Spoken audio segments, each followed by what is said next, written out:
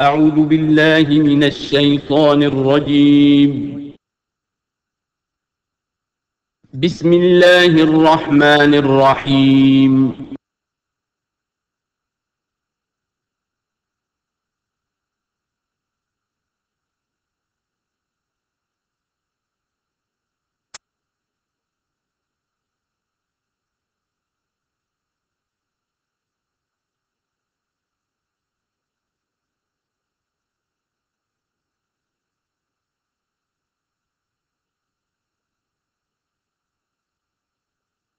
الحمد لله وكفى والصلاة والسلام على عباده الذين اصطفى خصوصا على أفضلهم وخاتم النبيين محمد الأمين وعلى آله وصحبه أجمعين. أما بعد فقد قال الله تبارك وتعالى كما ورد في سورة الأحزاب: اعوذ باللہ من الشیطان الرجیم بسم اللہ الرحمن الرحیم. یا ایہا الذین آمنوا اذکروا نعمت اللہ علیکم اذ جاءتکم جنود فارسلنا علیہم ریحا وجنودا لم تروها وکان اللہ بما تعملون بصیرا. صدق اللہ العظیم. رب اشرح لي صدري ويسر لي امري واحلل عقدة من لساني يفقهوا قولي. اللهم ربنا الهمنا رشدنا واعذنا من شرور انفسنا. اللهم ارنا الحق حقا وارزقنا اتباعه وارنا الباطل باطلا وارزقنا اجتنابه. اللهم وفقنا لما تحب وترضى. اللهم ربنا آنس وحشتنا في قبورنا وارحمنا بالقرآن العظيم. اللهم اجعله لنا إماما ونورا وهدى ورحمة. اللهم ذكرنا منه ما نسينا وعلمنا منه ما جهلنا وارزقنا تلاوته آناء الليل وأطراف النهار واجعله لنا هدى يا رب العالمين. آمين. سورہ احزاب کے پہلے رکوع کا ہم ترجمہ کر چکے ہیں اور میں بتا چکا ہوں آپ کو کہ اس کا جو مضامین کا سلسلہ ہے وہ اب چوتھے رکوع کے ساتھ جڑے گا. درمیان میں جو دو رکوع آئے ہیں، دوسرا اور تیسرا، یہ دونوں غزوہ احزاب کے ضمن میں ہیں.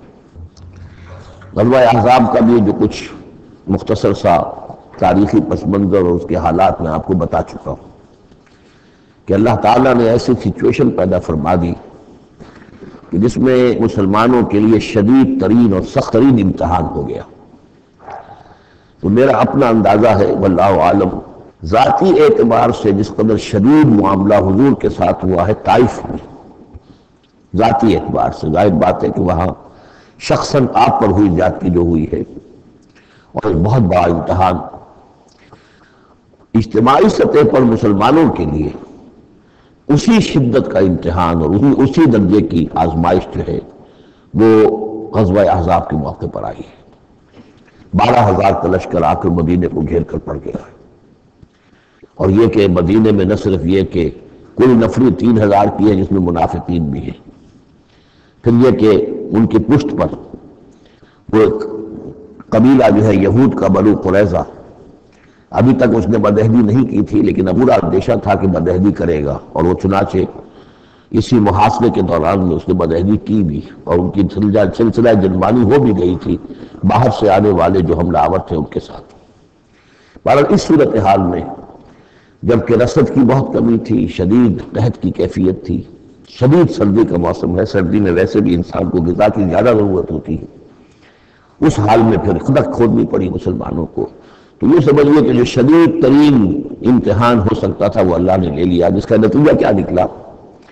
جو منافق اپنے دلوں میں نفاق کو چھپائے ہوئے تھے وہ نفاق ظاہر ہو گیا، ان کی زبانوں پر آ گیا.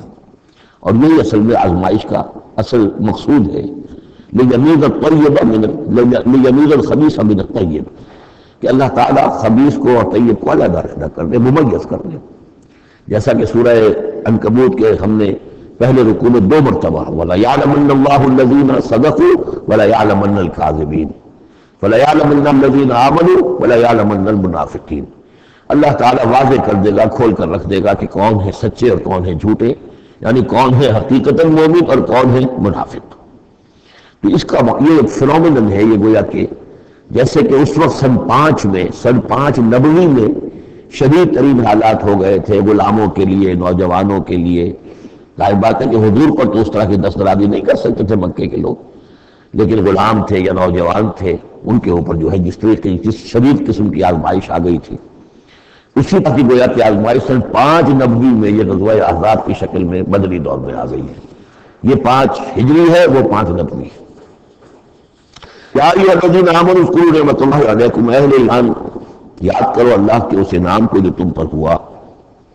اذ جاءتکم جنود، جب تمہارے پاس تم پر حملہ آور ہوئے بہت سے لشکر، بنو غطفان آئے، بنو فزارہ آئے مشرق کی طرف سے، اور جنوب اور مغرب کی طرف سے جو ہے چلے آ رہے ہیں قریش، اور ان کو جو ہے پوری سپورٹ حاصل ہے شمال سے یہود کی۔ ان میں وہ کہ بنو نذیر بھی ہیں کہ 2 مدینہ ہی سے نکالے گئے تھے، اور اس کے علاوہ یہ کہ خیبر کے یہودی بھی ہیں۔ فارسلنا علیہم ریحا، تو جب وہ لشکر آ گئے تم پر حملہ آور ہوئے تو ہم نے ان پر ایک آندھی بھیج دی، ایک تیز جھکڑ بھیج دیا۔ وجنودا لم تروھا، وہ آندھی تو تم نے بھی دیکھی کہ آندھی آئی ہے، لیکن یہ کہ اور لشکر بھی ہم نے اتارے تھے جو تم نے نہیں دیکھے، یعنی فرشتے۔ وکان اللہ بما تعملون بصیرا، اور جو کچھ تم کر رہے تھے اللہ اسے دیکھ رہا تھا۔ کون اب کس کے منہ پر، کس کی زبان پر نفاق آ گیا ہے، کس کا ایمان اور پختہ ہو گیا۔ تو یہ ایک جملے میں گویا کہ پوری داستان کو تو اللہ نے سمو لیا۔ 20-25 دن تک محاصرہ رہا، اکا دکا مبارزت ہوئی۔ عمرو بن عبد ود آیا، وہ ان کا بہت ہی پورے عرب کا معنی ہوا جو ہے، وہ شہ سوار بھی تھا اور بہت بڑا وہ لڑاکا آدمی، 90 برس کی عمر، لیکن یہ کہ اس کے مقابلے میں آنے کی کوئی جرت نہیں کرتا تھا۔ جب وہ آیا ہے اور اس نے اپنے گھوڑے کو وہ ایڑ لگائی ہے کہ چھلانگ مار کر پوری جو تھی وہ خندق اس کو پار کر کے آ گیا، اور اکیلا ادھر آ کے کھڑا ہو گیا کہ آؤ کوئی ہے تمہارا مقابلہ وہ جو مجھ سے کر سکے۔ بہرحال سب لوگ ششدر حیران تھے کہ اب اس کے مقابلے میں کون جائے۔ بالآخر حضرت علی نکلے رضی اللہ تعالیٰ عنہ، تو حضرت علی نے اس سے کہا، بلکہ اس نے کہا میرے مقابلے میں جو کوئی بھی آتا ہے، میری عادت ہے یہ کہ میں اسے پہلے 3 مواقع دیتا ہوں کہ وہ کوئی درخواست مجھے کرے جو منظور کر لوں۔ حضرت علی نے کہا میری پہلی درخواست یہ ہے کہ تم ایمان لے آؤ۔ نہیں یہ نہیں ہو سکتا۔ تو دوسری درخواست میری یہ ہے کہ تم جنگ سے واپس چلے جاؤ۔ کہا یہ بھی نہیں ہو سکتا۔ تیسری بولو۔ تو حضرت علی نے فرمایا اچھا آؤ اپنے مقابلے میں آؤ، یہ تیسری درخواست یہ ہے کہ آؤ مجھ سے مقابلہ کرو۔ تو وہ ہنسا، کہتا لگایا کہ میرا اندازہ نہیں تھا کہ پورے عرب میں کوئی شخص مجھے یہ بھی کہہ سکتا ہے کہ مجھ سے آؤ مقابلہ کرو۔ بہرحال حضرت علی نے اسے واصل جہنم کیا رضی اللہ تعالی عنہ وارضاہ۔ تو اس قسم کی اکی دکی مبارزتیں ہوئی، کوئی باقاعدہ جس کو کہتے ہیں کوئی مدبھیر لشکروں کی وہ نہیں ہو سکی، لیکن یہ کہ 25 دن کا محاصرہ طول کھینچ گیا تھا۔ ادھر وہ حضرت نعیم بن مسعود اشجعی نے جو بھی کچھ سلسلہ جلبانی کیا، کوئی سری جھوٹ تو نہیں بولا، لیکن یہ کہ ایک توڑیے کے انداز میں ایسی شکل پیدا کر دی کہ جس سے بنی قریظہ کے اور ان کے درمیان بھی کم سے کم بد اعتمادی ضرور پیدا ہو گئی فوری طور پر۔ پھر وہ آندھی آئی شدید، اور اللہ نے جو فرشتے بھیجے انہوں نے کیا کیا یہ ہمیں نہیں معلوم، کیا شکل اختیار کی کہ بہرحال وہ سب کے سب اپنے پاؤں اٹھا کر چلے گئے۔ لیکن جو اس دوران صورت نہیں ہے اس کا نقشہ کھینچا جا رہا ہے۔ اس جاؤکم من فوقکم ومن اسفل منکم، جبکہ وہ آئے لشکر تمہارے اوپر سے بھی تمہارے نیچے سے بھی۔ یہ جو جغرافیائی جو سلسلہ ہے عرب کا، میں نے کئی دفعہ آپ کو بتایا ہے کہ شمال جنوباً یہ جو حجاز کا پہاڑی سلسلہ چلتا ہے شمال جنوباً، اسی میں مکہ ہے، طائف ہے، مدینہ ہے، اسی کے آخر میں اوپر جا کر تبوک ہے۔ تو اس پہاڑی سلسلے اور ساحل کے درمیان ایک میدان ہے، یہ تہامہ کہلاتا ہے۔ تہامہ نیچے ہے، باہر میدان ہے وہ، تو اب پہاڑی سلسلہ آیا۔ پھر یہ کہیں 30 میل، کہیں 40، کہیں 50 میل چوڑا یہ پہاڑی سلسلہ، اس کے بعد جو آتا ہے وہ سطح مرتفع ہے، وہ اونچی سطح ہے، لیکن مرتفع اس میں پہاڑی سلسلہ نہیں ہے، سطح ہے۔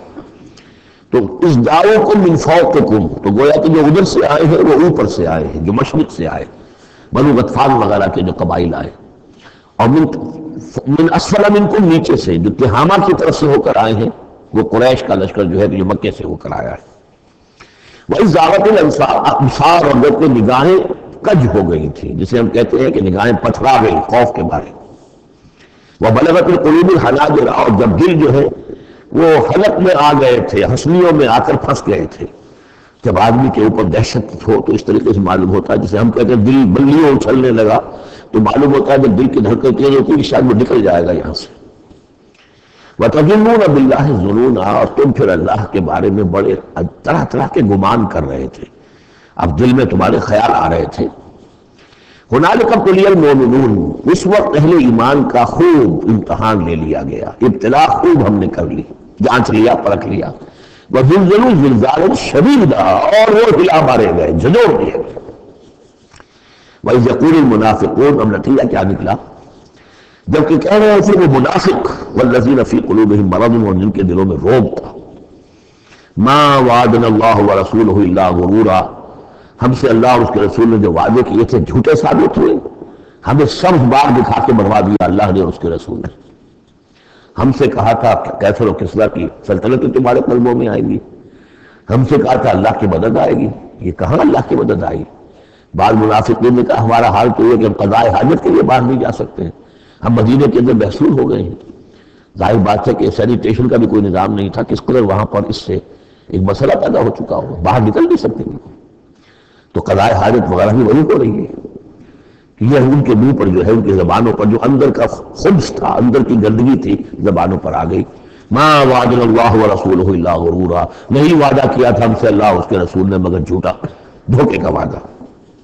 وَإِذْ قَالَتْ طَائِفَةٌ مِّنْهُمْ يَا أَهْلَ يَثْرِبَ، اور جبکہ ان میں سے ایک گروہ یہاں تک کہہ رہا تھا اے یثرب والو، لا مقام لکم فارجعوا، اب تمہارا کوئی ٹھکانہ نہیں ہے، لوٹ جاؤ یہاں سے، کہاں تم مقابلہ کر سکتے ہو، یہ 12,000 کا لشکر آ گیا، کوئی ممکن ہے، کوئی امکان تمہیں نظر آتا ہے؟ تو کسی طریقے سے کہیں سے بھاگنے کے لیے راستہ تلاش کرو. وَيَسْتَأْذِنُ فَرِيقٌ مِّنْهُمْ النَّبِيَّ، اور ان میں سے ایک گروہ جو ہے آ کر نبی سے اجازت طلب کر رہا تھا. یقولون ان بیوتنا عورا، اور وہ کہہ رہا تھا کہ ہمارے تو گھر کھلے پڑے ہوئے ہیں، یعنی گھروں کو اندیشہ ہے، گھروں کے اوپر پیچھے سے بنو قریظہ کے لوگ حملہ آور ہو جائیں، ہماری عورتیں وغیرہ جو ہم نے چند حویلیوں کے اندر جن کو جمع کیا، آپ نے یہی کیا تھا حضور نے صلی اللہ علیہ وسلم، خواتین کو بچوں کو ایک ایسی جگہ پر کہ جہاں وہ وسط علاقہ تھا مدینے کا، اور وہاں بڑی کوئی حویلی تھی اس میں جمع کر دیا تھا. تو ہمیں تو اندیشہ ہے، ہمارے گھر خالی پڑے ہوئے ہیں، اس کے اوپر حملہ ہو سکتا ہے. ومالی اب اور حالانکہ وہ نہیں کھلے پڑے ہوئے تھے، اللہ تعالیٰ نے اور اللہ کے رسول نے پہرے وغیرہ کا بندوبست کیا ہوا تھا.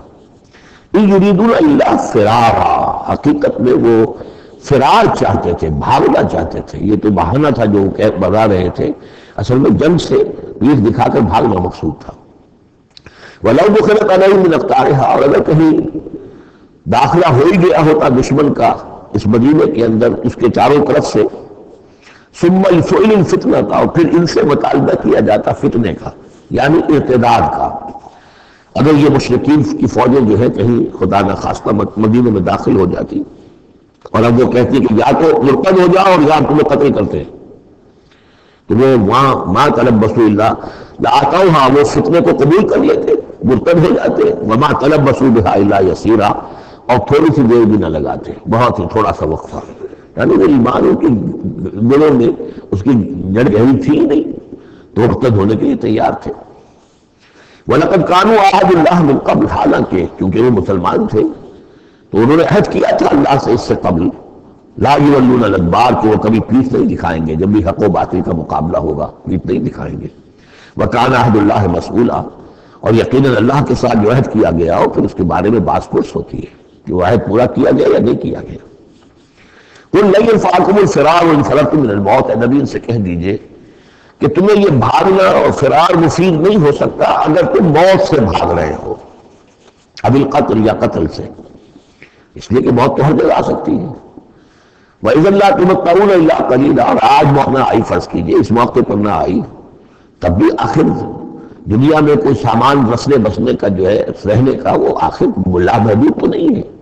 لا طلب ثم لا تمتعون الا قلیلا، نہیں تمہیں ساز و سامان ملے گا دنیا کی زندگی کا مگر تھوڑا سا، کچھ دن اور جی لو گے.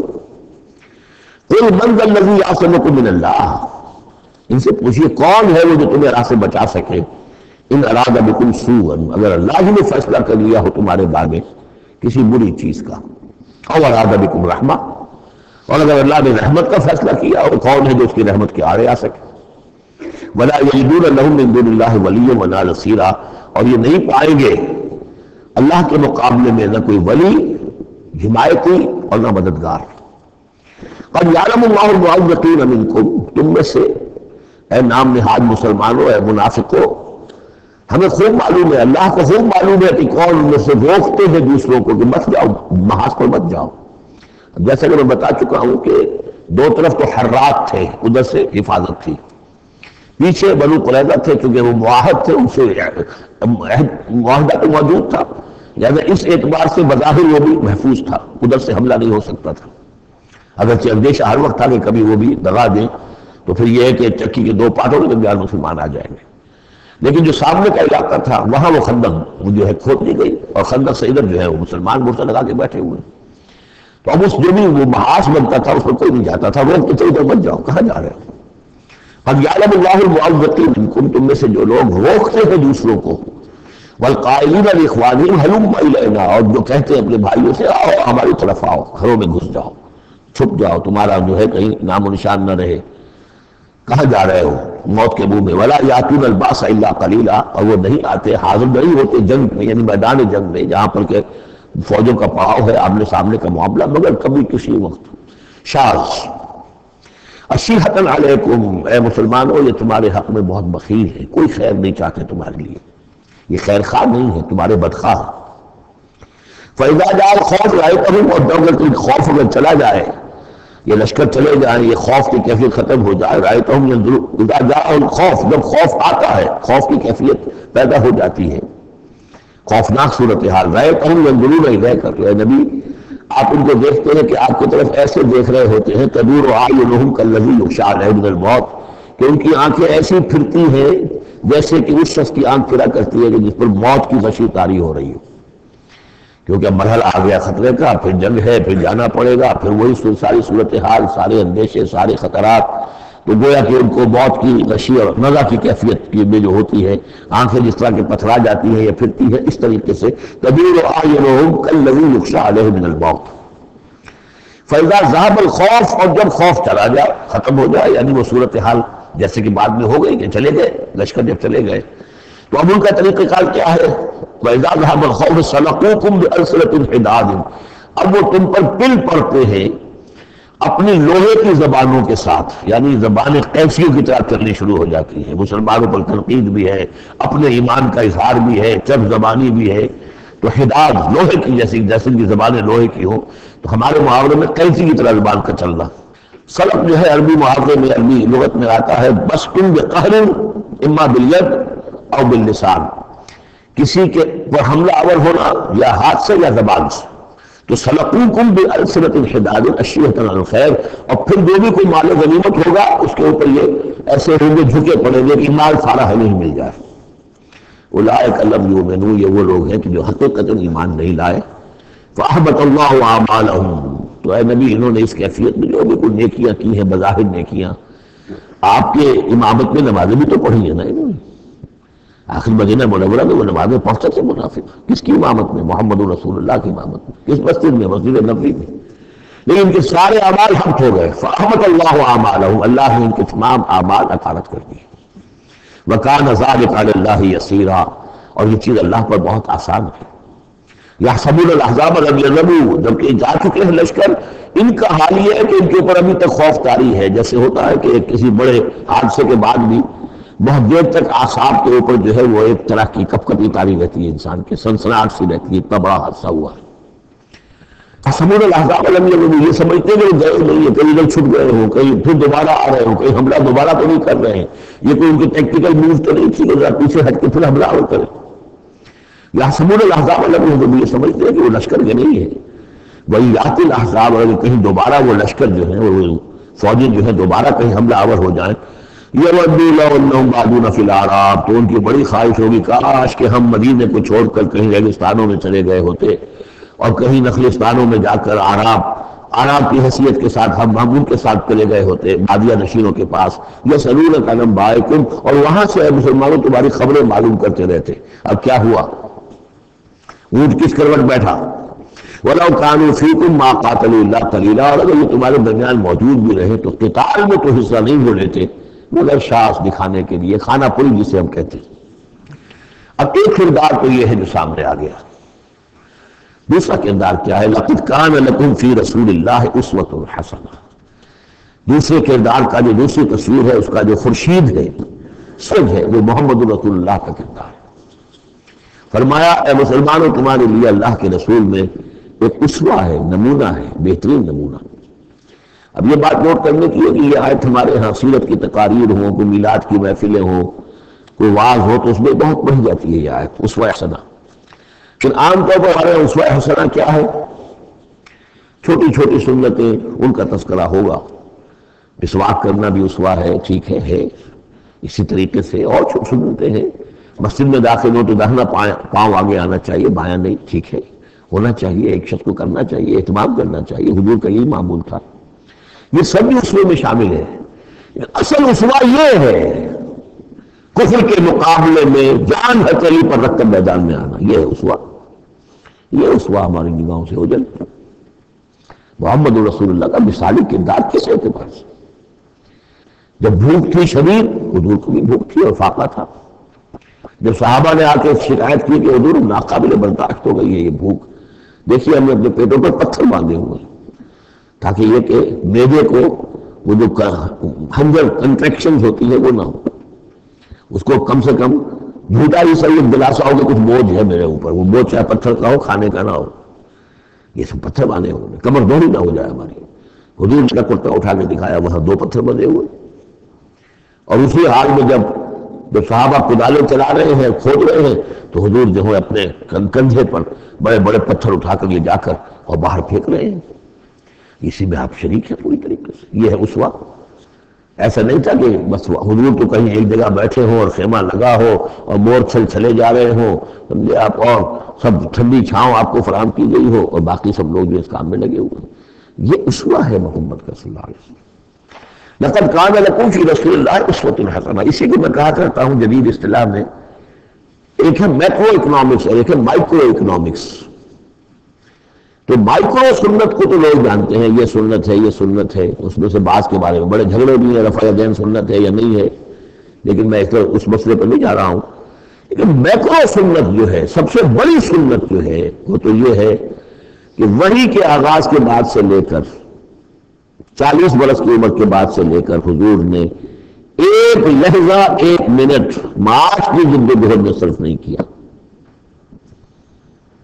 پوری زندگی، پورا وقت، پوری توانائی، پوری قوت دعوت دین، اقامت دین، دین کی دعوت، دین کی اقامت اسی میں لگائی۔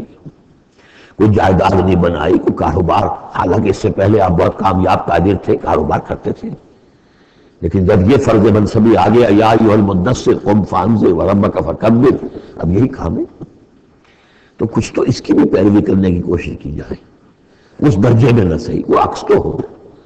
میکرو سنت جو ہے کسی درجے میں تو اپنی زندگی کے اندر اس کا عکس پیدا کیا جائے۔ ہاں اس کے ساتھ بھی چھوٹی چھوٹی سنتیں بھی ہو جاؤں تو کیا کہنے ہیں، پھر نور علی نور ہے۔ لیکن یہ میکرو سنت کا تو ہے ہی نہیں، اپنی تو ساری توانائی، ساری طاقت، سارا وقت دنیا بنانے میں۔ تو لقد کان لکم فی رسول اللہ اسوۃ حسنۃ لمن کان یرجو اللہ والیوم الآخر۔ بڑی اہم آیت ہے یہ۔ اسوہ تو حضور کا اپنی جگہ پر مکمل ہے، کامل ہے، لیکن یہ کس کے لیے اسوہ ہے؟ جو 2 شرطیں پوری کرے، 3 شرطیں، جو اللہ سے ملاقات کا امیدوار ہے، اللہ سے محبت کرتا ہے اور یوم آخر پر یقین رکھتا ہے، اور ذکر اللہ کثیرا، اور ذکر کرتا ہے اللہ کا کثرت کے ساتھ۔ یہ بالکل وہی بات ہے کہ قرآن مجید تو ہدایت ہے کل نوع انسانی کے لیے، ھدی للناس، لیکن قرآن سے استفادے کی شرط ہے ھدی للمتقین۔ تو جو ربط و تعلق ہے ان 2 آیتوں میں وہی سمجھیں کہ اپنی جگہ پر حضور کی زندگی ایک اسوہ کاملہ ہے، مکمل، لیکن اس سے استفادے کی شرائط ہے۔ لمن کان یرجو اللہ والیوم الآخر وذکر اللہ کثیرا۔ اب یہ اہل ایمان، حضور کے بعد اہل ایمان کا تذکرہ ہو رہا ہے۔ محمد رسول اللہ والذین معہ، اب معہ جو تھے اہل ایمان۔ ولما رأى المؤمنون الاحزاب، اور جب اہل ایمان نے دیکھا ان لشکروں کو، قالوا هذا ما وعدنا الله ورسوله وصدق الله ورسوله، انہوں نے کہا یہی تو ہے جس کا اللہ نے وعدہ کیا تھا ہم سے، اس کے رسول نے وعدہ کیا تھا۔ اب دیکھیے ایک ہی سچویشن ہے، اس کا ریئیکشن کس قدر ایک دوسرے سے مختلف ہے. معلوم ہے یہ مسئلہ ہے انسان کا اندرونی. یضل بہ کثیرا ویہدی بہ کثیرا، تو جیسے قرآن کے بارے میں آیا اسی طریقے سے اس سچویشن سے بھی انہوں نے کیا کہا؟ ہم نے تو سنا ہوا ہے، پہلے ہی اللہ نے کہہ دیا تھا وَلَنَبْلُوَنَّكُمْ بِشَيْءٍ مِّنَ الْخَوْفِ وَالْجُوعِ وَنَقْصٍ مِّنَ الْأَمْوَالِ وَالْأَنفُسِ وَالثَّمَرَاتِ. یہ قرآن مجید میں سورہ بقرہ میں آیت نہیں آ چکی تھی؟ لَتُبْلَوَنَّ فِي أَمْوَالِكُمْ فِي أَنفُسِكُمْ وَأَمْوَالِكُمْ، یہ کیا سورہ آل عمران میں آیت نہیں آ چکی تھی؟ یہ تو چیزیں وہی تو ہیں جس کا کہ ہم سے وعدہ کیا تھا. وَلَمَّا رَأَى الْمُؤْمِنُونَ الْأَحْزَابَ، جب دیکھا اہل ایمان نے ان احزاب کو، قَالُوا هَذَا مَا وَعَدَنَا اللَّهُ وَرَسُولُهُ وَصَدَقَ اللَّهُ وَرَسُولُهُ، اور بالکل صحیح کہا تھا اللہ نے بھی اور بالکل صحیح فرمایا تھا اس کے رسول نے بھی. وَمَا زَادَهُمْ إِلَّا إِيمَانًا وَتَسْلِيمًا، اور نہیں ہوا ان میں کسی شے کا اضافہ مگر ایمان اور تسلیم.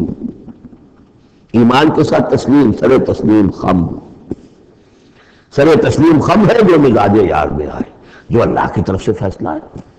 جیسا کہ ہم پڑھ چکے ہیں سورہ توبہ میں، اگر سورہ توبہ تو بہت بعد میں نازل ہوگی، ابھی 4 سال بعد میں اس سورہ مبارکہ کے وہ زمانہ نزول کے اعتبار سے، لیکن ہم تو پڑھ چکے ہیں. ہر طرح موسم بنا اللہ احد الحسنیین، ہمارے لیے تم کیا اندازہ کس چیز کا انتظار کر سکتے سوائے 2 نہایت اعلیٰ ترین صورتوں کے. ہم سب کے سب شہید ہو جائیں تب بھی ہماری کامیابی ہے، اور ہم کامیاب ہو کر آ جائیں تو تم بھی مانو گے کامیابی. اس لیے ہمیں تو کوئی اندیشہ ہی نہیں. تو اس میں تسلیم ان کے اندر، اور ہم بھی تسلیم کی خود ڈالیں گے، بے نیازی تیری عادت ہی صحیح. من المؤمنین رجال صدقوا ما عاهدوا الله علیہ، اہل ایمان میں وہ جمع مرد لوگ ہیں رضی اللہ تعالی عنہم وارضاہم اجمعین، صدقوا ما عاهدوا الله علیہ، جنہوں نے سچا کر دکھایا وہ عہد جو انہوں نے اللہ سے کیا تھا. انہوں نے کہا کہ اپنی جان و مال حاضر ہے، ہم جنت کے عوض یہ سب کچھ دینے کو تیار ہیں. انہوں نے عہد پورا کر دیا. فَمِنْهُمْ مَنْ قَضَىٰ نَحْبَهُ، ان میں سے وہ بھی ہے جو اپنی نظر گزار چکے، نظر پیش کر چکے. کتنے ہی صحابہ تھے جو اس وقت تک جام شہادت نوش کر چکے تھے. سن 5 ہے یہ تو، سن 3 میں 70 صحابہ تو غزوہ احد کے اندر ہی شہید ہوئے. فَمِنْهُمْ مَنْ قَضَىٰ نَحْبَهُ، ان میں وہ بھی ہے کہ جو اپنی نظر پیش کر چکے. وَمِنْهُمْ مَنْ يَنْتَظِرُ، باقی جو ہے وہ منتظر ہے کہ کب وقت آئے. یہ تو ہم انتظار میں ہے کہ کب اللہ تعالیٰ ہمیں بھی شہادت کا درجہ دے، ہماری بھی شہادت قبول فرما لے. وبال دوش سب جس میں تمام پہ مگر لگا رکھا ہے تیرے خنجر و ثنا کے لیے. ہم تو اللہ منتظر ہیں کہ کب ہماری باری آ جائے. فَمِنْهُمْ مَنْ قَضَىٰ نَحْبَهُ وَمِنْهُمْ مَنْ يَنْتَظِرُ وَمَا بَدَّلُوا تَبْدِيلًا، اور انہوں نے ہرگز تبدیلی کوئی نہیں کی جو انہوں نے عہد اللہ سے کیا، سرے بوس میں فرق نہیں آنے دیا. لِيَجْزِيَ اللَّهُ الصَّادِقِينَ بِصِدْقِهِمْ، تاکہ اللہ تعالیٰ سچوں کو ان کی سچائی کا پورا بدلہ دے. وَيُعَذِّبَ الْمُنَافِقِينَ إِنْ شَاءَ أَوْ يَتُوبَ عَلَيْهِمْ، اور ان منافقوں کو چاہے تو ان پر عذاب بھیج دے، اور چاہے تو ابھی ان کی توبہ قبول کر لے، انہیں توبہ کا موقع دے دے. یہ میں بتا چکا ہوں کہ آخری یہ فیصلہ ہوا وہ جب کہ غزوہ تبوک کا معاملہ ہوا ہے، پھر آخری فیصلے ہوئے. یا سورہ نساء جو ہے اس کے اندر بھی وہ آیت آ گئی تھی فی الدرک الاسفل من النار، لیکن آخری چیز کہ اے نبی استغفر لہم او لا تستغفر لہم ان تستغفر لہم 70 مرۃ فلن یغفر اللہ لہم، کہ اب آپ ان منافقوں کے لیے استغفار کریں یا نہ کریں، اگر 70 مرتبہ بھی استغفار کریں گے تب بھی اللہ ان کو معاف نہیں فرمائے گا. ان اللہ کان غفور الرحیم، یقینا اللہ غفور الرحیم ہے. وَلَا اللَّهُ الَّذِينَ كَفَرُوا، اللہ نے لوٹا دیا ان کافروں کو جو چڑھ کر آئے تھے بڑے شان و شوکت کے ساتھ. وہ پورے لشکر جو ہے سب چلے گئے بغیر ذہن، وہ اپنے غصے کو ساتھ ہی لے گئے. وہ غصہ جو ہے وہ نکالے بغیر، یا کہ کوئی جنگ ہوتی کچھ وہ قتل عام کرتے تو کچھ غصہ ان کا نکلتا، اللہ نے ان کو ان کے غصے کے ساتھ ہی واپس کر دیا. وَرَدَّ اللَّهُ الَّذِينَ كَفَرُوا بِغَيْظِهِمْ لَمْ يَنَالُوا خَيْرًا، انہیں کوئی خیر حاصل نہ ہو سکا، کوئی فتح ہوتی، کوئی کارنامہ سر انجام دیا ہوتا، کچھ نہیں. وَكَفَى اللَّهُ الْمُؤْمِنِينَ الْقِتَالَ، اور اللہ کافی رہا اہل ایمان کی طرف سے قتال کے لیے. اہل ایمان کو تو جنگ کی نوبت ہی نہیں آئی، کھلی جنگ تو ہوئی نہیں. اللہ نے خود ہی آندھی بھیج کر اور جو بھی اپنی خفیہ تدابیر ہیں، جو بھی اپنی مدد تھی فرشتوں کے ذریعے سے، اللہ تعالیٰ نے گویا کہ اہل ایمان کو اس امتحان میں سے جو گزار دیا، باقی یہ کہ کوئی گزر نہیں پہنچنے دیا. وکان اللہ قوی عزیزا، اور یقیناً اللہ تعالیٰ قوی اور عزیز ہے، زبردست ہے، قوت والا ہے۔ وانزل الذین ظاہرهم، اب یہ دوسرا ہے، اس کا جو ضمیمہ ہے غزوہ احزاب کا، وہ غزوہ بنی قریظہ ہے۔ روایات میں آتا ہے کہ حضور نے جب یہ لشکر چلے گئے، غزوہ احزاب ختم ہو گیا، تو آ کر واپس گھر آ کر اپنے ہتھیار وغیرہ اتارے، زرہ اتاری، تو حضرت جبرائیل آئے کہ آپ نے ہتھیار اتار دی، ہم نے تو ابھی اتارے نہیں ہیں، ابھی بنو قریظہ کو کیفر کردار تک پہنچانا ہے۔ انہوں نے جو غداری کی اس موقع پر، اپنے عہد کو توڑا ہے، اس کی سزا انہیں دینی ہے۔ چنانچہ حضور نے حکم دیا کہ کوئی مسلمان جو ہے عصر کی نماز نہ پڑھے یا کوئی مغرب کی نماز نہ پڑھے، جو بھی کوئی وقت معین کیا، جب تک کہ وہ بنی قریظہ کے علاقے میں پہنچ نہ جائے۔ وہاں جا کر اب وہاں جا کے پھر ان کا گھیراؤ کیا گیا، محاصرہ ہوا۔ وہ محاصرہ بھی خاصا طویل ہوا، ان کا قلعہ بڑا مضبوط تھا، لیکن تنگ آ کر بالآخر انہوں نے ہتھیار ڈال دیے اور یہ کہا کہ سعد بن معاذ جو رئیس اوس تھے اور ان کے حلیف تھے، اوس کے قبیلے کے ساتھ ان کی پرانی جو ہے وہ حلیفی تعلقات تھے، حلیفانہ تعلقات، کر جو وہ فیصلہ کرنے میں ہمیں منظور ہوگا۔ تو حضرت سعد بن معاذ رضی اللہ تعالیٰ عنہ، جو تورات میں فیصلہ لکھا ہوا ہے بد عہدی کا، کہ قوم اگر تمہارے ساتھ بد عہدی کرے اور اس کے بعد اللہ تمہیں اس پر فتح دے دے تو کیا کرو، اس کے مطابق فیصلہ سنایا کہ ان کے جتنے جوان ہیں اس قبیلے کے، جو جنگ کرنے کے قابل ہیں، ان کو قتل کر دیا جائے، اور باقی جو ان کے بوڑھے ہوں یا اور ہوں، مرد ہوں، بچے ہوں، عورتیں ہوں، ان کو جو ہے غلام بنا لیا جائے، ان کا سارا مال ضبط ہو جائے۔ تو بدترین سزا جو ہے ان تین قبیلوں میں سے، جن میں سے ایک قبیلہ تھا بنی قینقاع کا، ایک تھا بنو نضیر، یہ دونوں تو صرف ضلع وطن ہوئے، لیکن بدترین سزا پھر ان کو دی گئی ہے۔ وانزل الذین ظاہرهم من اہل الکتاب، اور اللہ نے اتار لیا ان کو کہ جنہوں نے گٹھ جوڑ کیا تھا ان کے ساتھ، کافروں کے ساتھ، مشرکین کے ساتھ، اہل کتاب میں سے، من صیاصیہم، ان کے قلعوں سے۔ قلعوں میں تو تھے، گڑھیاں تھیں ان کی، لیکن اس سے پھر اتر آئے، ہتھیار ڈال دیے۔ وَقَذَفَ فِي قُلُوبِهِمُ الرُّعْبَ، اور اللہ نے ان کے دلوں میں رعب ڈال دیا۔ فَرِيقًا تَقْتُلُونَ، تو اب تم ان میں سے کچھ کو تم قتل کر رہے ہو، وَتَأْسِرُونَ فَرِيقًا، اور کچھ کو تم نے اسیر بنا لیا ہے اور قیدی بنا لیا ہے، حضرت سعد بن معاذ کے فیصلے کے مطابق۔ وَأَوْرَثَكُمْ أَرْضَهُمْ وَدِيَارَهُمْ، اللہ نے تمہیں وارث بنا دیا ان کی زمینوں کا بھی اور ان کے مکانوں کا، گھروں کا، ان کے قلعوں کا، وَأَمْوَالَهُمْ، اور ان کے اموال کا، وَأَرْضًا لَمْ تَطَئُوهَا، اور ابھی بہت سی زمینیں ہیں جن پہ ابھی تمہارے قدم نہیں گئے، اللہ تعالیٰ تمہیں وہ دے گا۔ چنانچہ اس کے بعد اللہ نے فتح دینی جو شروع کی ہے۔ غزوہ احزاب جو ہے در حقیقت یہ ایک ٹرننگ پوائنٹ تھا حضور کی سیرت کے اندر، اس لیے کہ اس کے بعد حضور نے کہہ بھی دیا تھا غزوہ احزاب کے بعد، صحابہ کو خوشخبری دے دی تھی، لن تغزوکم قریش بعد عامکم ھذا، مسلمانوں اس سال کے بعد اب قریش تم پر دوبارہ حملہ آور نہیں ہوں گے۔ ان کی آخری اٹیمپٹ تھی جو انہوں نے کر لی ہے، اب ان میں ہمت نہیں ہوگی کہ وہ دوبارہ چڑھائی کر کے آئیں، وَلَكِنَّكُمْ تَغْزُونَهُمْ، بلکہ اب تم چڑھائی کرو گے۔ وہ چڑھائی اگلے ہی سال سن 6 میں حضور نے کی، لیکن حضور نے کس طرح کی چڑھائی کی کہ عمرے کے لیے جا رہے ہیں ہم، تو ہتھیار نہیں ہے، ہتھیار بند ہے، احرام باندھا ہوا ہے۔ اب ایک ایسی سچویشن پیدا ہوئی مکے والوں کے لیے، نہ وہ نگلا جائے نہ اگلا جائے، کہ ان کی پرانی روایات ہے یہ کہ کسی کو بھی عمرے کے لیے، حج کے لیے کوئی آئے اسے نہیں روک سکتے، لیکن مسلمانوں کو کیسے آنے دیں، اور روکے تو کیسے روکیں؟ بالآخر انہوں نے فیصلہ کیا ہم ضرورت نہیں آنے دیں گے۔ ادھر حضور نے پھر جو ہے بیعت لے لی کہ اب یہاں سے ہم کوئی بھی زندہ نہیں جائے گا، سب جانے یہیں دے دیں گے۔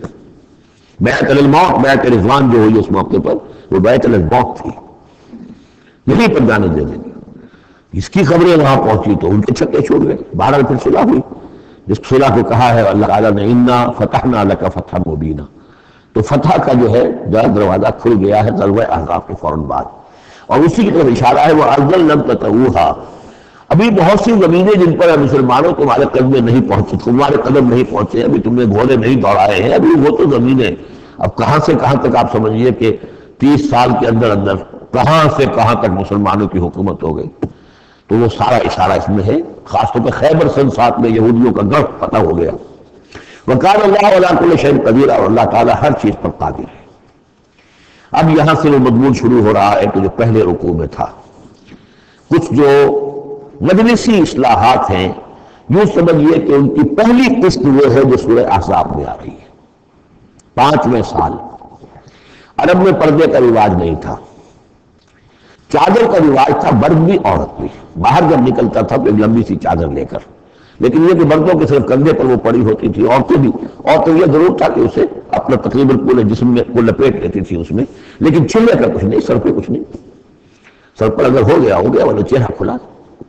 یہ وہاں کے رواج تھے، گھروں میں بے دھڑک جا رہے ہیں آ رہے ہیں، اور جو بھی تھا وہاں پر جو صورتحال تھی۔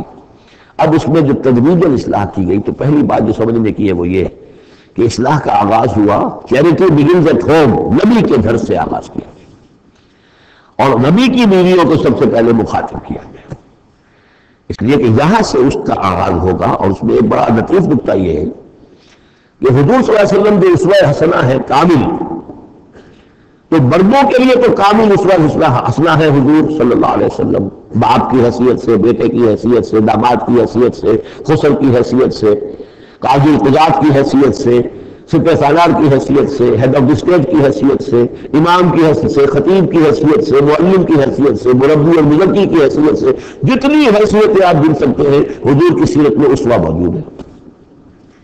ایک پہلو سے اسوے میں کمی ہے، اور وہ کمی کیا ہے؟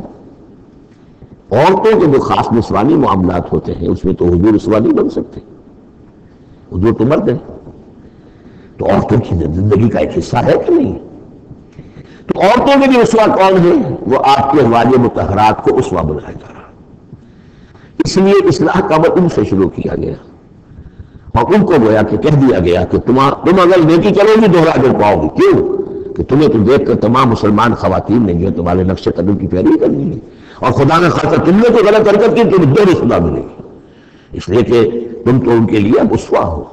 تو گویا کہ اسی سورہ مبارکہ میں حضور کے بارے میں آیت آئی ہے لَقَدْ كَانَ لَكُمْ فِي رَسُولِ اللَّهِ أُسْوَةٌ حَسَنَةٌ، لیکن حضور کے سلسلے میں جو ایک پہلو سے کمی ہے کہ خواتین کے لیے ان کے جو مخصوص نسوانی معاملات ہیں ان کے لیے حضور کی شخصیت میں اسوہ نہیں ہے، اس خلا کو پر کیا ازواج مطہرات کے ذریعے سے۔ یا ایھا النبی قل لازواجک، اے نبی کہہ دیجیے اپنی بیویوں سے، ان کنتن تردن الحیاۃ الدنیا وزینتہا فتعالین امتعکن واسرحکن سراحا جمیلا۔ یہ واقعہ لیلا ہے، اور آپ کو معلوم ہے کہ جب مسلمانوں کے ہاں اب خوشحالی آ گئی، اب فتح کا دور شروع ہو گیا، مال غنیمت بھی آیا ہے، تو عام مسلمانوں کے گھر میں خوشحالی ہو گئی، تو ازواج مطہرات برمنائے طب بشری ان کی طرف بھی ایک تقاضا آیا کہ اب ہمارا بھی نفقہ، ہمارا خرچہ کچھ بڑھایا جائے۔ اس مطالبے کو حضور نے اتنا ناپسند کیا کہ قسم کھا لی کہ 1 مہینے تک میں گھر میں کسی گھر میں نہیں جاؤں گا، کسی اپنی اہلیہ محترمہ سے ملاقات نہیں کروں گا۔ اور مسجد کے ساتھ ہی ایک بالا خانہ سا تھا، اس میں آپ نے اپنا جو ہے وہ قیام کر لیا، تو ایک طوفان مچ گیا مدینے میں۔ اب حضرت ابوبکر کی بیٹی حضرت عائشہ حضور کے گھر میں ہے، حضرت عمر کی بیٹی حضرت حفصہ حضور کے گھر میں ہے کہ اب یہ کیا ہو رہا ہے، کیا ان کو طلاق ہو جائے گی، کیا ہوگا؟ حضور نے کیا فیصلہ کر لیا ہے؟ اس کو کیا کہتے ہیں؟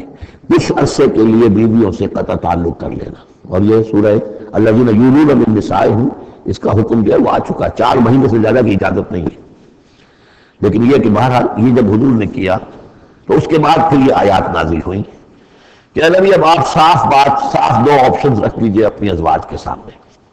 اگر تو انہیں دنیا چاہیے تو وہ خود آیات ہی میں دیکھ لیجئے، ان کنتن تردن الحیاۃ الدنیا، کہ اگر تو تم چاہتی ہو دنیا کی زندگی، اس کی زیبائش اور آرائش، وزینتہا فتعالین، آؤ امتعکن، میں تمہیں مال و متاع دے دوں گا، واسرحکن سراحا جمیلا، پھر میں اپنے گھر سے تمہیں رخصت کر دوں گا خوبصورتی کے ساتھ، لیکن یہ کہ پھر تم میرے گھر میں نہیں رہ سکتی، پھر میں اپنے ہاتھ سے تمہیں رخصت کر دوں گا۔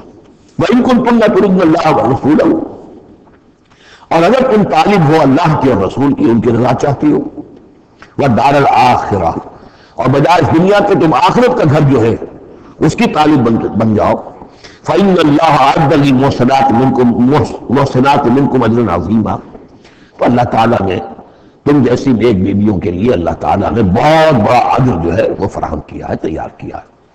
یعنی آپشن تمہارا ہے، اگر دنیا کی آسائش چاہیے تو آؤ، فیصلہ کر لو، چوز کر لو، چوائس از یورس، میں تمہیں مال و متاع دے کر اپنے گھر سے رخصت کر دوں گا خوبصورتی کے ساتھ، اور اگر میرے ہاں رہنا تو یہی ہے، فقر ہے، فاقہ ہے، یہ اختیاری فقر تھا آپ کا۔ اور اس میں ظاہر بات واقعہ یہی ہے کہ جب یہ بات رکھی گئی سب سے پہلے حضرت عائشہ نے کہا میں تو اللہ اور اس کے رسول کو منتخب کرتی ہوں، اور ایک ایک کر کے تمام ازواج نے یہ کہا، اپنے تمام مطالبات سے وہ دستبردار ہو گئی. اور پوری زندگی اس طرح گزری ہے کہ کبھی 2 وقت جو ہے چولہا گرم نہیں ہوا ہے محمد کے گھر میں صلی اللہ علیہ، کسی بھی گھر میں، کسی بھی زوجہ محترمہ کے گھر. یا نساء النبی من یأت منکن بفاحشۃ مبینۃ، اے نبی کی بیویوں، اگر خدا نہ خواستہ بالفرض تم میں سے کسی کی طرف سے کسی کھلی بے حیائی کا ارتکاب ہوا، یضاعف لها العذاب ضعفین، اسے عذاب دیا جا رہا دگنا. وکان ذلک علی اللہ یسیرا، اور یہ اللہ پر بہت آسان ہے. یہ نہ سمجھنا نبی کی بیوی ہے تو نبی ہمیں بچا لے گا. اسی لیے قرآن مجید میں بار بار آتا ہے حضرت نوح کی بیوی، حضرت لوط کی بیوی. حضرت لوط کی بیوی کا ذکر بہت زیادہ ہے. نبی بھی اپنی بیوی کو نہیں بچا سکتا اگر اس کا اپنا کردار غلط ہے، اس کا اپنا جو رویہ ہے صحیح نہیں ہے، اگر اس ایمان اور عمل صالح سے محروم ہے تو کچھ نہیں. چنانچہ حضور نے ایک مرتبہ اپنے قریبی گھرانے کی جو خواتین تھیں ان کو بٹھایا اور ایک ایک کا نام لے کر کہا، یا فاطمہ بنت محمد صلی اللہ علیہ وسلم انقذی نفسک من النار فانی لا املک لک من اللہ شیئا. اے فاطمہ محمد کی بیٹی، خود اپنے آپ کو آگ سے بچاؤ، نکالو اپنے آپ کو آگ سے اپنے عمل سے، اس لیے کہ مجھے اللہ کے ہاں کوئی اختیار تمہارے بارے میں حاصل نہیں ہوگا. اگر فاطمہ کے بارے میں نہیں تمہیں کس کے بارے میں؟ یا صفیہ امت رسول اللہ، اے صفیہ اللہ کے رسول کی پوتی، انقذی نفسک من النار فانی لا املک لک من اللہ شیئا، اپنے آپ کو جہنم کی آگ سے بچانے کی کوشش کرو، اس سے نکالو اپنے آپ کو، اور میں قیامت کے دن میں اللہ کے محاسبے کے وقت میں تمہارے کام نہیں آ سکوں گا. وَمَنْ يَقْنُتْ مِنْكُنَّ لِلَّهِ وَرَسُولِهِ، تو اب جو کوئی بھی تم میں سے اللہ اور اس کے رسول کی اطاعت پر کاربند ہو جائے، فرما برداری اختیار کرے، وَتَعْمَلْ صَالِحًا، اور نیک عمل کرے، نُؤْتِهَا أَجْرَهَا مَرَّتَيْنِ، تو اسے ہم اس کا اجر بھی دیں گے دوہرا. غلطی کرو گی تو سزا دگنی، اور صحیح طرز عمل ہوگا ایمان اور عمل صالح والا تو اجر بھی تمہارا دگنا ہوگا. آتَیْنَا لَهَا رِزْقًا کریما، اور اس کے لیے اللہ تعالیٰ نے ہم نے بہت ہی رزق کریم باعزت روزی کا اہتمام جنات کے اندر کیا ہوا ہے. یا نساء النبی لستن کأحد من النساء، اے نبی کی بیویوں تم عام عورتوں کے معلوم نہیں ہو، تم نبی کی بیویاں ہو. یہاں اس کو سمجھ لیجیے، مراد کیا ہے کہ تمہیں اسوہ بننا ہے امت کی تمام خواتین کے لیے تا قیامت. لستن کأحد من النساء. اب پہلی ہدایت یہ دی گئی اتقیتن فلا تخضعن بالقول. اب ظاہر بات ہے وہ پہلے یہ سمجھیے کہ جب معاشرے کا نقشہ میں کھینچ چکا ہوں کہ لوگ آتے تھے گفتگو کرتے تھے بے دھڑک. پہلی بات تو یہ آپ نے فرمائی کہ اگر تم تقویٰ دل میں رکھو اور لوگوں سے بات کرتے ہوئے اپنی آواز میں لوچ پیدا نہ کرو، نرمی پیدا نہ کرو. ظاہر بات ہے عورت کی آواز اس کے اندر مرد کے لیے کشش ہے، اور اگر کہیں طرح اس میں لوچ بھی ہو تو اگر کسی کے دل میں کوئی خباثت ہے، کوئی گندگی ہے، منافق بھی تو اسی معاشرے میں تھے نا، اور وہ تو کوئی موقع نہیں جانے دینا چاہتے تھے. کوئی اسکینڈل اٹھانے کا حضور کے خلاف اگر ہو جائے، سورہ نور میں ہم پڑھ چکے ہیں کہ حضرت عائشہ تک پر توبت لگ گئی.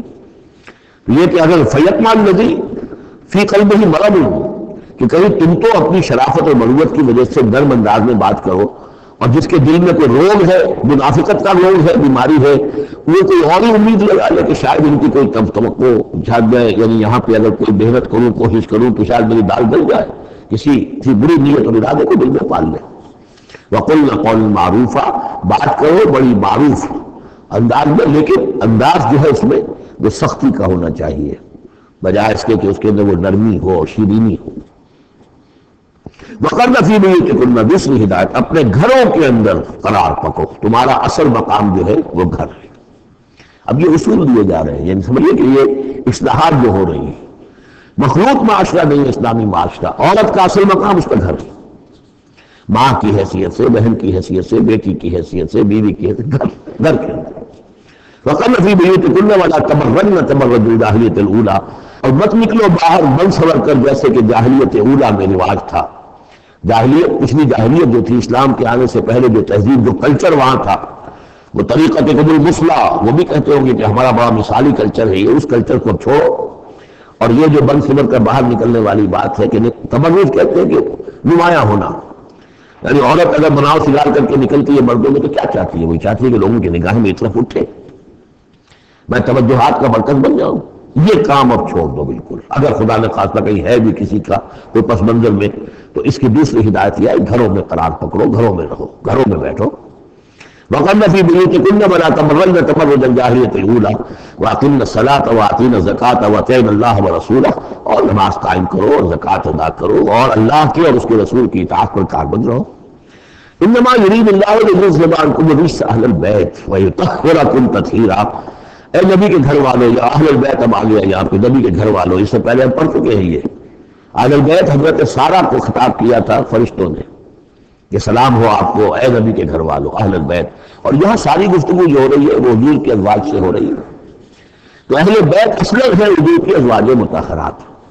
البتہ یہ ہم مانتے ہیں کہ حدیث ہے حضور نے یہ چاہا ہے، جو آپ کو محبت تھی حضرت فاطمہ سے، حضرت علی سے اور حضرات حسنین سے رضی اللہ تعالیٰ عنہ، آپ نے فرمایا اللہم ہؤلاء اہل بیتی، اے اللہ یہ بھی میرے اہل بیت ہیں، بس یہاں پر بھی کا اضافہ کر لیجئے، کوئی حد نہیں۔ اصل اہل بیت ازواج مطہرات ہے، لیکن اے اللہ یہ بھی میرے اہل بیت ہے۔ تو فرمایا اے نبی کے گھر والوں، یعنی اے نبی کی بیوی ہو، اللہ تعالیٰ یہ چاہتا ہے کہ تم سے ہر نوع کی برائی کو، گندگی کو بالکل دور کر کے تمہیں پاک اور صاف کر دے، یطہرکم تطہیرا، پوری طرح پاک اور صاف کر دے۔ کیوں؟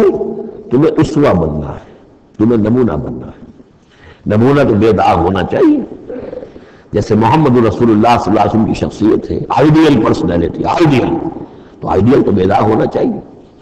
اسی طریقے سے تم جس مقام پر ہو کہ اب خواتین امت کے لیے، پوری امت مسلمہ کی عورتوں کے لیے تمہیں اسوہ بننا ہے۔ وَاذْكُرْنَ مَا يُتْلَىٰ فِي بُيُوتِكُنَّ، ذرا یاد کیا کرو جو کچھ کے تلاوت کی جاتی ہے تمہارے گھروں میں، من آیات اللہ، اللہ کی آیات میں سے تمہارے گھروں میں وہی اترتی ہے، محمد رسول اللہ صلی اللہ علیہ وسلم۔ بلکہ ایک خاص جو مقام ہے حضرت عائشہ کا، وہ تو حضور نے فرمایا ہے کہ کسی اور میری بیوی کے لحاف میں، جبکہ ایک ہی لحاف میں حضور بھی تھے اور حضرت عائشہ بھی تھی، تو مجھ پر وہی نازل نہیں ہوئی سوائے عائشہ کے لحاف۔ لحاف کے اندر بھی وہی نازل ہو رہی ہے، وہ تو دل پہ نازل ہوتی تھی، اس کے اندر تو کچھ دروازے بھی کھولنے پڑتے تھے کہ حضرت جبریل آئے دروازہ کھولو، پھر وہی لے کر آئے ہیں۔ وہ تو یہ کہ فرشتہ ہے اور دل پر نازل کر رہا ہے۔ تو فرمایا کہ تمہارے گھروں میں اللہ کی آیات کی تلاوت کی جا رہی ہے، والحکمہ، اور نبی کی زبان مبارک سے جو احادیث ہے جو آپ بیان کر رہے ہیں، سب سے بڑھ کر تو تمہارے سامنے آ رہی ہے حکمت نبوی، یعنی وہ جو وحی خفی ہے اس کا بھی سب سے بڑھ کر تمہارے سامنے جو ہے چرچا ہو رہا ہے۔ ان اللہ کان لطیفا خبیرا، یقین اللہ تعالیٰ بہت باریک بین ہے، باخبر ہے۔ اب وہ آیت آ گئی ہے، آیت نمبر 35 جس کا میں نے تذکرہ کیا تھا، سورہ نور کی آیت نمبر 35، وہ ہے حقیقت ایمان پر۔ اللہ نور السماوات والارض مثل نورہ کمشکاۃ فیہا مصباح، المصباح فی زجاجہ، الزجاجۃ کأنہا کوکب دری یوقد من شجرۃ مبارکۃ زیتونۃ لا شرقیۃ ولا غربیہ یکاد زیتہا یضیء ولو لم تمسسہ نار نور علی نور یہدی اللہ لنورہ من یشاء ویضرب اللہ الامثال للناس واللہ بکل شیء علیم۔ یہ ایک آیت ہے، بڑی آیت ہے، ایمان کی ماہیت، ایمان کی حقیقت، ایمان کے اجزاء ترکیبی۔ اب اس ایمان کا ظہور جو انسانی شخصیت میں ہوتا ہے، اور اس کو اب یہاں پہ 10 صفات جو ہے گنوائی گئی ہیں، لیکن چونکہ یہاں پہ اس سورہ مبارکہ کا بھی اور سورہ نور کا بھی، جیسا کہ ان دونوں کا مضمون یہ ہے کہ وہ جو معاشرتی اصلاح، ان میں خواتین جو ہیں ان کے مسائل کو خاص طور پہ لایا جا رہا ہے۔ تو عام طور پر تو قرآن میں یہ ہے کہ جو حکم دیا وہ مذکر کے صیغے میں آ جاتا ہے، مردوں سے خطاب کر کے، لیکن عورتیں بھی اس کی مخاطب ہیں، جسے برصغیر تغلیب کہتے ہیں، قاعدہ ہے کہ بظاہر خطاب ہے اقیم الصلاۃ، مذکر کا صیغہ ہے، لیکن یہ خطاب ہے یہ عورتوں سے بھی ہے۔ اللہ یہ کہ ابھی ہم نے پڑھا اقیمنا الصلاۃ، یہ یہاں مؤنث کے اس میں بھی آ گیا، لیکن عام طور پر قرآن میں جو آیا ہے وہ تو مذکر کا صیغہ ہے۔ لیکن یہاں آپ دیکھ گے کہ ان کیفیات کو اور خصوصیات کو، جو ایمان کے ثمرات اور نتائج ہیں، ان کو دوہرا کر مردوں اور عورتوں کے لیے علیحدہ علیحدہ بالکل پوری صراحت کے ساتھ، ان المسلمین والمسلمات، یقیناً مسلمان مرد اور مسلمان عورتیں، یعنی اطاعت کر لینے والی، صلح تسلیم قبول کرنے والے مرد اور عورتیں، والمومنین والمومنات، اور مومن مرد اور مومن عورتیں، والقانتین والقانتات، اور فرما بردار مرد اور فرما بردار عورتیں، والصادقین والصادقات، اور راست باز مرد اور راست باز عورتیں، صدق قول بھی، صدق مقال اور صدق عمل، صدق کردار، والصابرین والصابرات، اور صبر کرنے والے مرد اور صبر کرنے والی عورتیں، والخاشعین والخاشعات، اور اللہ کے سامنے جھکے رہنے والے مرد اور جھکے رہنے والی عورتیں، والمتصدقین والمتصدقات، اور اللہ کے لیے صدقہ دینے والے مرد اور صدقہ دینے والی عورتیں، والصائمین والصائمات، اور روزہ رکھنے والے مرد اور روزہ رکھنے والی عورتیں، والحافظین فروجہم والحافظات، اور اپنے شرمگاہوں کی حفاظت کرنے والے مرد اور اپنی شرمگاہوں کی حفاظت کرنے والی عورتیں، والذاکرین اللہ کثیرا والذاکرات، اور کثرت کے ساتھ اللہ کا ذکر کرنے والے مرد اور ذکر کرنے والی عورتیں، اعد اللہ لہم مغفرۃ واجرا عظیما، اللہ تعالیٰ نے ان سب کے لیے مغفرت اور بہت بڑا اجر تیار کر رکھا ہے۔ اللہم ربنا اجعلنا منہم، اللہم ربنا اجعلنا منہم۔ اب وہ مسئلہ آ رہا ہے کہ جس کی تمہید ہوئی تھی پہلے رکوع میں، حضرت زینب رضی اللہ تعالیٰ عنہ سے حضور کی شادی کا معاملہ، اور اس سے پہلے حضور کے کہنے کی وجہ سے حضرت زینب کا نکاح جو حضرت زید بن حارثہ سے ہوا، پھر زید بن حارثہ رضی اللہ تعالیٰ عنہ نے جو ان کو طلاق دینی چاہیے، تو حضور کے دل میں یہ خیال ہوا کہ میں نے پہلے تو حکم دے کر نکاح پر مجبور کیا، اب اگر یہ داغ لگ جاتا ہے زینب کو تو گویا کہ پھر تو ایک ہی شکل رہ جائے گی اس کی دل جوئی کی، تلافی کی، کہ میں خود نکاح کروں۔ اب میں خود نکاح کروں گا تو چونکہ زید میرا منہ بولا بیٹا رہا ہے پہلے، ایک طوفان اٹھ کھڑا ہوگا، حالانکہ اس میں بات کوئی نہیں تھی، لیکن یہ کہ حضور نے اس کی وجہ سے یہ سمجھا کہ یہ مصلحت کے خلاف ہوگا، تو اسی گویا کہ آپ اسی ششپن میں تھے کہ یہ آیات نازل ہو گئی۔ پہلی آیت میں تذکرہ ہے اس کا کہ جو حضور کے کہنے کی بنا پر حضرت زینب اور ان کے بھائی آمادہ ہوئے نکاح پر، ورنہ وہ آمادہ نہیں تھے زید بن حارثہ سے نکاح پر۔ وما كان لمؤمن ولا مؤمنة إذا قضى الله ورسوله أمرا أن يكون لهم الخيرة من أمرهم، یہ کسی بھی مومن مرد اور کسی بھی مومن عورت کے لیے یہ روا نہیں ہے کہ جب اللہ اور اس کا رسول کسی شے کا فیصلہ کر دیں تو پھر بھی انہیں یہ خیال ہو کہ ہمارے پاس آپشن باقی ہے، ہمیں اختیار حاصل ہے۔ وَمَن يَعْصِ اللَّهَ وَرَسُولَهُ فَقَدْ ضَلَّ ضَلَالًا بَعِيدًا، جو اللہ اور اس کے رسول کی نافرمانی کریں گے انہوں نے تو گویا کہ بہت بڑی گمراہی جو ہے وہ حاصل کر لی۔ تو یہ گویا کہ ایک تو اس کو عام ہم لیں گے کہ ہر معاملے کے اوپر ہے کہ اللہ اور اس کے رسول کے فیصلے کے بعد پھر میں یہ سمجھوں کہ میرے پاس کوئی آپشن ہے، تو اس کا مطلب ہے کہ میں اللہ کا انکار کر رہا ہوں، رسول کا انکار کر رہا ہوں۔ پس منظر میں وہی ہے کہ حضور کی فرمائش جو تھی ابتداءً تو چونکہ امیمہ ابن عبد المطلب حضور کی پھپھی تھی، ان کی بیٹی ہیں حضرت زینب۔ اب یہ سمجھیے کہ قریش کا اونچا خاندان ہے، اور ادھر یہ ہے کہ حضرت زید بن حارثہ غلام رہے ہیں، اگرچہ تھے شریف خاندانوں میں سے عرب کے، لیکن کبھی انہیں کہیں پکڑ کر کہیں کسی نے لا کر غلام بنا کر بیچ دیا تھا تو داغ تو لگ گیا غلامی کا، اور اس معاشرے میں وہ داغ تو بھولتا نہیں تھا ایک دفعہ لگ جانے کے بعد۔ تو اس وجہ سے اب انہوں نے حضور کے لیے حضور کے فرمانے کی وجہ سے نکاح کیا، اس کے بعد نہیں ان کی نبھی آپس میں، اور اس میں گمان غالب یہ ہے کہ حضرت زینب انہیں وہ نہیں دے سکی احترام اور ادب اور ان کی مرضی پر چلنے کا معاملہ، جیسا کہ ایک عورت کو فصالحات قانتات حافظات للغیب جو رویہ ہونا چاہیے، اب وہ اپنے جذبات اور احساسات کے اوپر اس درجے جو ہے وہ کنٹرول نہ کر سکی، لہذا ان کے مابین جو ہے وہ موافقت نہیں ہوئی۔ تو حضرت زید نے کئی دفعہ کہا کہ موضوع میں چلو ان کو فارغ کر دینا چاہتا ہوں، طلاق دینا چاہتا ہوں۔ استقول للذی انعم اللہ علیہ وانعمت علیہ امسک علیک زوجک، اے نبی جب آپ کہتے تھے اب اس شخص سے کہ جس پر اللہ نے بھی انعام فرمایا اور آپ نے بھی انعام فرمایا، آپ نے اسے آزاد کر دیا، آپ نے بولا بیٹا بنایا تھا، یہ دوسری بات ہے کہ اللہ نے وہ بات ختم کر دی، یہ تو زید بن محمد کا علاقہ تھا، اب یہ زید بن حارثہ رہ گیا دوبارہ۔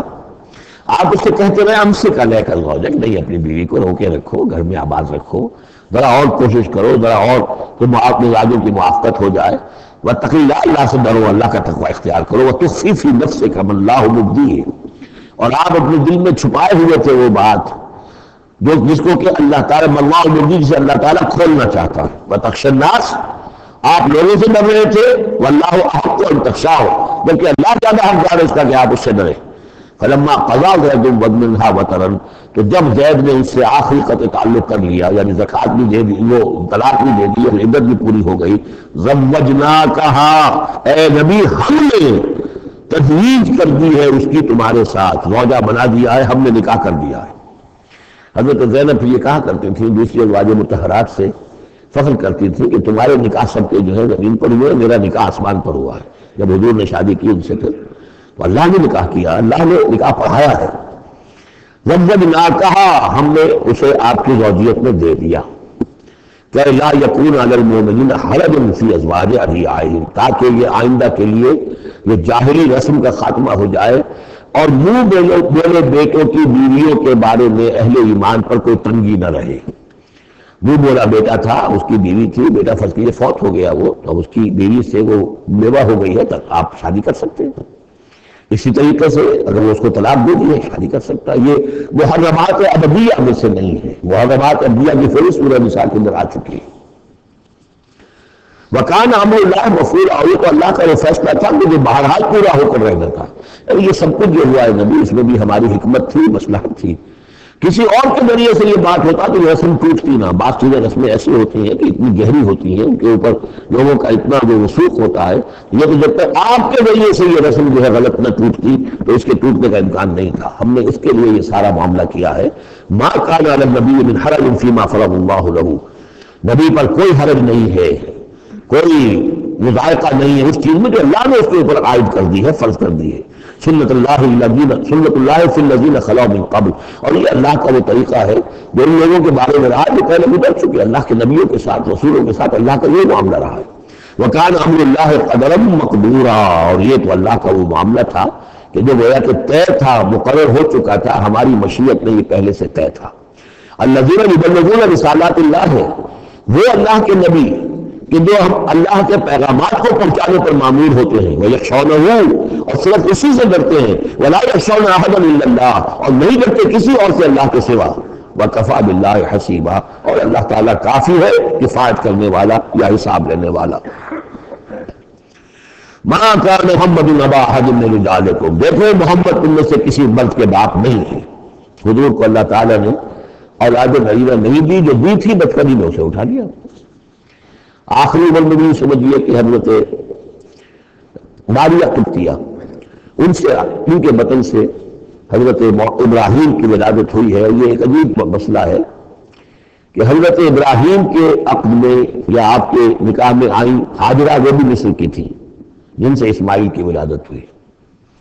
اسماعیل کی نسل میں حضور ہے صلی اللہ علیہ وسلم، پھر مصر ہی سے ایک ماریہ قبطیہ آ رہی ہیں، اور ان کے بطن سے جو بیٹا ہوا اس کا نام حضور نے ابراہیم رکھا۔ اور حضور کو بہت محبوب بھی تھا، لیکن وہ بہت ہی چھوٹا ہستا تھا، بچپن میں ہی فوت ہو گیا ہے، اور حضور کو اس کا افسوس بھی ہوا۔ یا ابراہیم انا لفراقک محزونون، اے ابراہیم ہم تمہاری جدائی سے بڑے محزون ہیں، ہمیں رنج ہے۔ بہرحال ما کان محمد ابا احد من رجالکم، تمہارے مردوں میں سے کسی کے باپ نہیں ہے۔ یہ زید بن حارثہ کے باپ نہیں ہے۔ زید بن حارثہ میں بولا بیٹا تھا، اب جب ہم نے حکم نازل کر دیا ہے اب وہ ساتھ سلسلہ منقطع ہو گیا۔ ولیکن رسول اللہ و خاتم النبیین، بلکہ یہ اللہ کے رسول ہے اور نبیوں کی مہر ہے۔ اب نبوت ختم ہو رہی ہے ان پر، اب کوئی نبی آنے والا نہیں، لہذا جتنی بھی رسومات جاہلیت کی تھیں اگر ان کے ذریعے سے وہ ختم نہ ہو تو پھر کس کے ذریعے سے ختم ہوگی؟ یہ ہے اس میں جو دلیل مضمر ہے کہ یہ جو کروا گھوٹ ہے محمد صلی اللہ علیہ وسلم تو آپ کو کرنا ہی تھا، اس لیے کہ یہ جاہلانہ رسمیں جو ہے اگر آپ اس کے اندر یہ اقدام نہ کرتے اور آپ نے اپنے منہ بولے بیٹے کی بیوی سے اگر شادی نہ کی ہوتی تو یہ رسم ختم نہیں ہو سکتی تھی۔